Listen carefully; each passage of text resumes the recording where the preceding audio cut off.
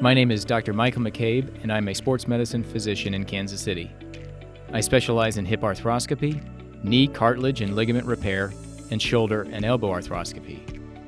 I joined the team here after serving as a surgeon in the United States Navy at Walter Reed National Military Medical Center. Getting to know the people of our community here in Kansas City and helping them return to their active lives after an injury are the best parts about being a sports medicine doctor. Like the other doctors in my group, I get to take the time to really personalize a treatment plan for my patients. Surgery isn't the best option for everyone, so a lot of times I actually counsel my patients on non-surgical treatment options and other measures they can implement in their daily lives to push their recovery forward.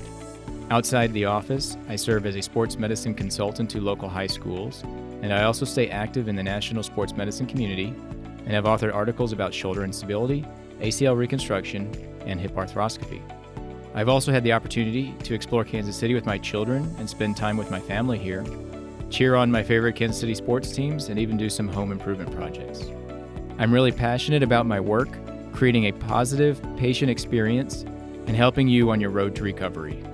If you'd like to schedule an appointment, please don't hesitate to contact our office.